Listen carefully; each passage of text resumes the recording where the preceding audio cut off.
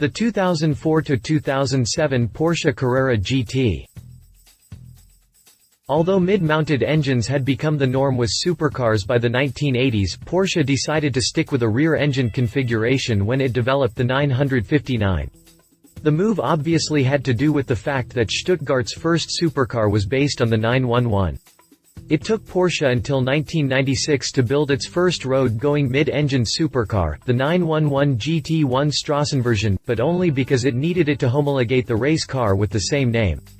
It was only 8 years later, in 2004, that the German brand finally launched its first street-legal supercar with the powerplant mounted behind the seats, the Carrera GT.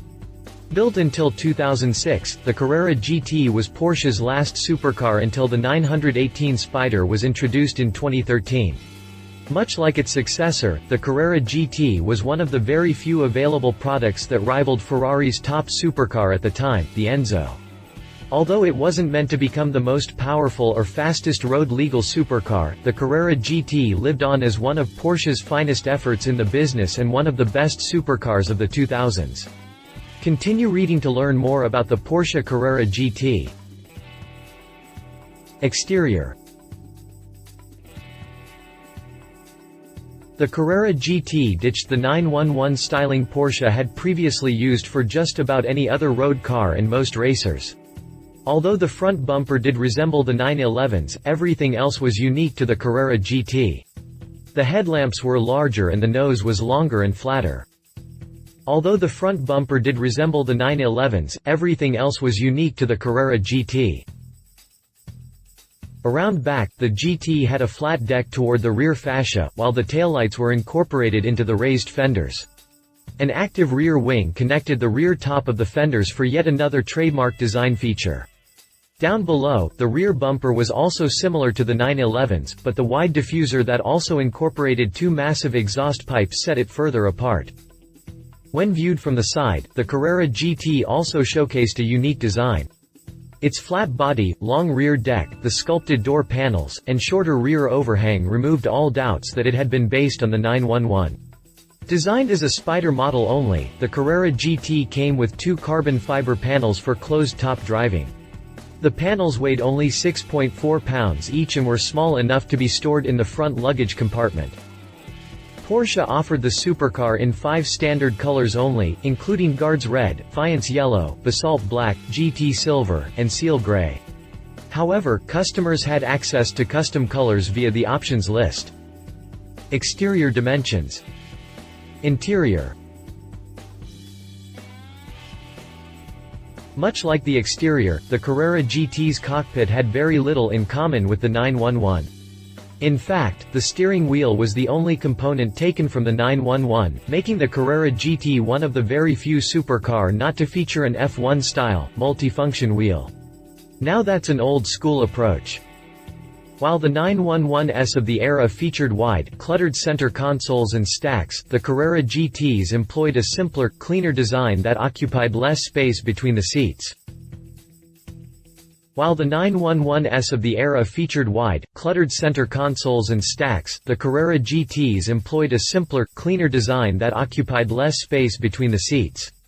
On top of the center console there was a light magnesium case housing all buttons and switches, while the gearshift lever, which was positioned far up on the console, had an ball-shaped knob made of laminated birchwood that paid homage to the 917 race car. More magnesium was used in the dashboard, with large pieces inserted both at the top and bottom. The top element extended downward at each side and toward the door panels, creating a wrap-around effect. Although the concept car featured an LCD screen, the production version received a classic Porsche instrument cluster. Most surfaces that weren't magnesium were either leather or carbon fiber. The Carrera GT was the first production car in the world with seats made from carbon fiber combined with Kevlar. Tipping the scales at only 22.7 pounds, a Carrera GT seat weighed about half the weight of a standard Porsche seat. Air conditioning was offered only as an option, as was the Bose stereo system. Drivetrain. The Carrera GT used a 5.7-liter V10 engine initially designed for the LMP 2000, also known as the 9R3, a Le Mans prototype developed between 1998 and 2000, but never raced. The powerplant was actually designed around a modified version of Porsche's 3.5-liter V10 originally designed for Formula One in 1992. The powerplant was actually designed around a modified version of Porsche's 3.5-liter V10 originally designed for Formula One in 1992. In its new configuration, the powerplant delivered 612 horsepower at 8,400 revolutions per minute and 435 pound-feet of torque at 5,750 revolutions per minute to the rear wheels through a 6-speed manual transmission. It is here that the Carrera GT featured another world-first component in the ceramic composite clutch, which was not only compact, but helped give the engine and transmission a very low center of gravity as well. Moving over to performance, the Carrera GT needed 3.8 seconds to hit 60 miles per hour and 6.9 ticks to reach 100 miles per hour. Top speed was rated at 205 miles per hour. While each of these figures were impressive for the mid-2000s, the Porsche was significantly slower than the Ferrari Enzo, which took only 3.14 seconds to hit 60 miles per hour on its way to a top speed of 221 miles per hour. Even though it was believed that the Carrera GT would be able to outgun the Enzo at the track due to its massive downforce, the German supercar lost the Nürburgring battle with the Ferrari. The Carrera GT initially lapped the Green Hell in 7 minutes and 28 seconds in 2004, with Walter Röhrl behind the wheel. 4 years later, Evo magazine took both the Porsche and the Ferrari to the ring. While the Carrera GT lapped the track in about the same time, the Enzo completed the course in 7 minutes and 25 seconds, which made it 3 seconds faster. Drivetrain specifications: chassis, suspension and brakes.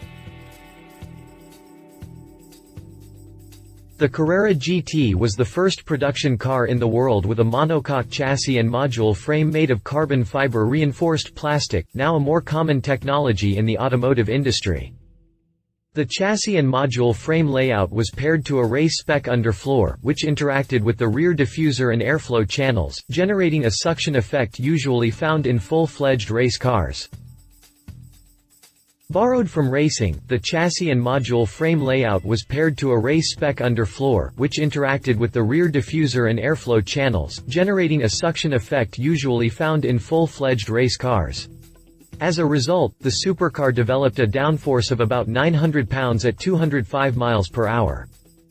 For the suspension, Porsche turned yet again to motorsport, fitting the Carrera GT with spring and damper elements operated by stainless steel pushrods and pivot levers mounted within the chassis structure.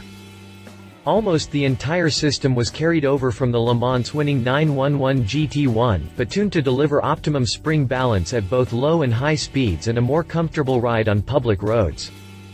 Stopping power was provided by ceramic disc brakes, which Porsche introduced for the first time in 2001, on the 911 GT2.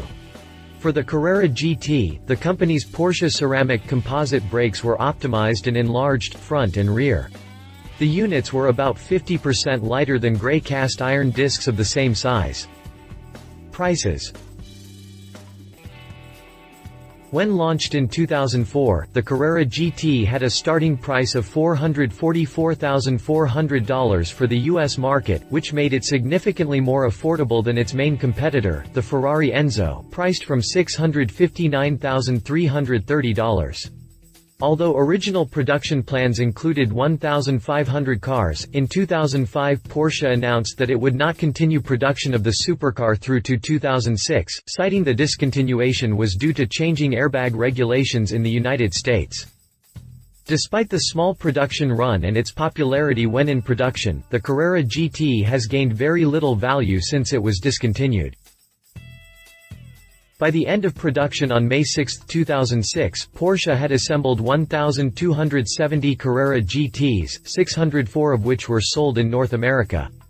Interestingly enough, nearly half of them were painted GT silver, while 14% were black.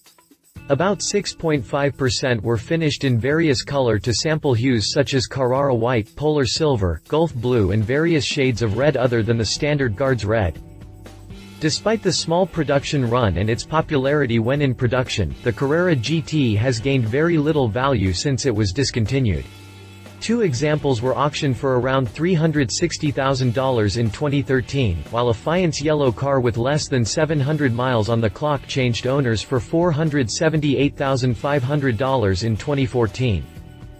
Jay Leno, Jerry Seinfeld and Tiger Woods are among celebrities that purchased a Carrera GT.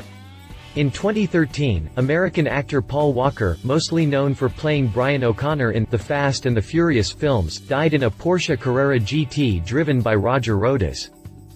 Competition. Ferrari Enzo. Arguably the most coveted supercar of the early 2000s, the Enzo went into production in 2002 and discontinued in 2004 after only 400 units were built.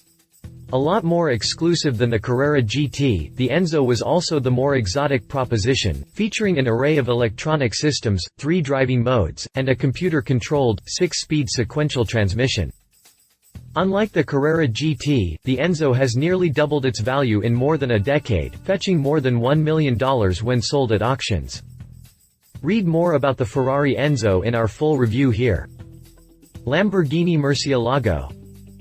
The Murcielago was Lamborghini's range-topping supercar from 2001 to 2010. It replaced the iconic Diablo and preceded the Aventador.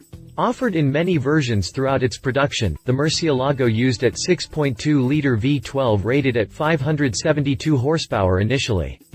This unit made it slightly quicker than the Carrera GT with a 0 to 60 sprint of 3.7 seconds. The fastest Murcielago was the Super Veloce SV, which employed a 6.5-liter V12 with 661 horses and 490 pound-feet of twist. Limited to just 350 units, it was able to hit 60 miles per hour in only 2.8 seconds on its way to a top speed of 212 miles per hour. However, the Murcielago SV arrived in 2009, 3 years after Porsche had discontinued the Carrera GT. Overall, the Murcielago was less exclusive than the Carrera GT, as production included 4,099 examples.